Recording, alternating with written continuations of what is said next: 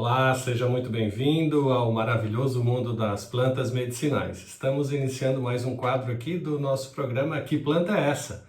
Respondendo aqui a pergunta dos nossos teleouvintes.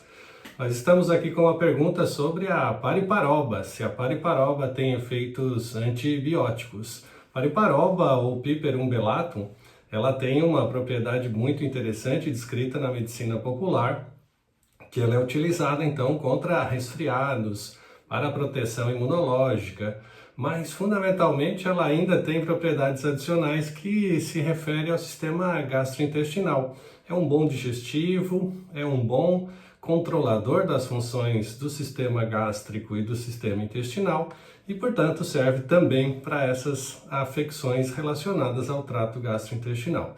Ela ainda tem o uso contra quadros de infecções intestinais e por isso, respondendo à pergunta do nosso teleouvinte, sim, a pariperoba tem uma ação antimicrobiana bem interessante e pode ser utilizada então para o controle dessas afecções que a gente já mencionou.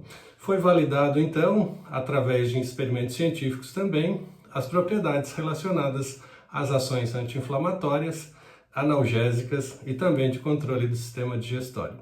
A recomendação de uso da pariparoba é na forma de de planta seca, 2 gramas da planta para 200 a 250 ml de água quente por infusão.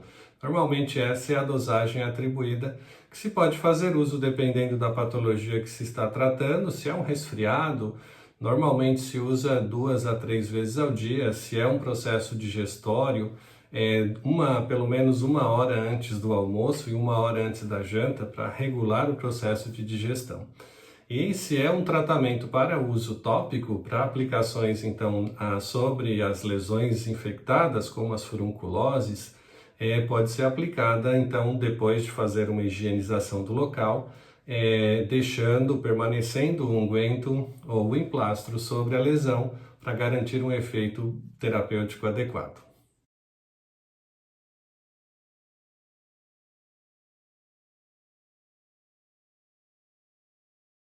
Outro teleouvinte nos mandou uma foto de uma trepadeira denominada insulina vegetal. Essa planta, identificada como Cissus verticillata, ela realmente tem essas propriedades de reduzir os níveis glicêmicos nos pacientes portadores de alterações dos carboidratos, como é os casos dos pacientes com diabetes tipo 2. Esses pacientes, eles fazendo uso do chá medicinal dessa planta, obtêm então resultados bem interessantes no controle do diabetes.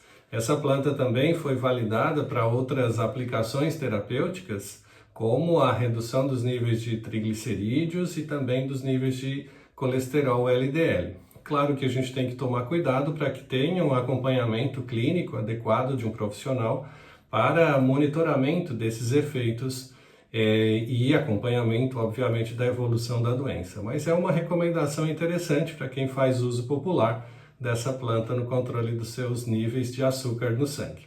A recomendação de uso dessa planta na forma de chá medicinal com as folhas secas é usar entre 1 a 2 gramas da planta seca para 250 ml de água por infusão. Infusão é aquela forma que a gente já mostrou no nosso programa anterior, né? Colocando as folhinhas secas, colocando a água a 100 graus e fazendo o tamponamento para evitar que os compostos voláteis sejam eliminados dessa formulação.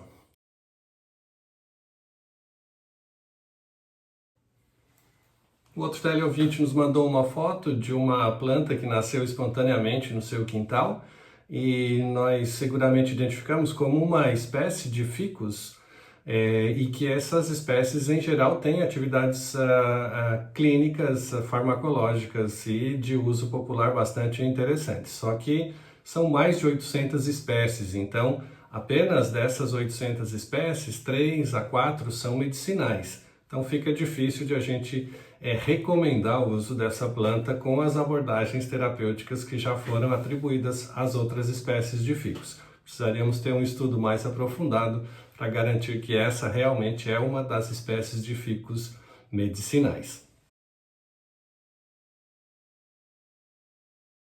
Nossa teleouvinte Vera de Araranguá mandou uma foto também de uma planta que nasceu espontaneamente no seu quintal, perguntando se era medicinal. Pelas imagens que a gente conseguiu analisar, Vera, realmente essa planta não tem uma atividade que seja atribuída como medicinal. Nós não conseguimos relacioná-la com nenhuma espécie que tenha atividade farmacológica ou que possa ser utilizada como chá medicinal. Então, infelizmente, essa não é uma espécie que possa ser utilizada para suas finalidades terapêuticas na sua casa e no seu quintal, tá bom? Nossa ouvinte Conceição de Cocal do Sul nos pergunta sobre o consumo dos óleos essenciais, dos óleos vegetais. A gente tem duas categorias bem distintas aqui, só para a gente relacionar. Óleos essenciais são extraídos de plantas aromáticas que possuem então uma sequência de compostos que normalmente são volatilizados à temperatura ambiente e onde a gente consegue sentir esse aroma. E os óleos vegetais, que normalmente são óleos chamados de óleos fixos, que eles têm menos compostos voláteis, são mais restritos à forma oleosa e que são utilizados e empregados normalmente para as finalidades culinárias ou mesmo como aditivos para uso externo ou no desenvolvimento de cosméticos e formas farmacêuticas adicionais. Os óleos essenciais normalmente são utilizados na forma de aromaterapia, em difusores, em aquecedores que levam a difusão do óleo no ambiente, gerando então um contexto de ação terapêutica pela inalação desses óleos. Eles normalmente, no Brasil pelo menos, não podem ser ingeridos. É uma recomendação da Anvisa que não sejam ingeridos. São aplicados então apenas para o processo de inalação.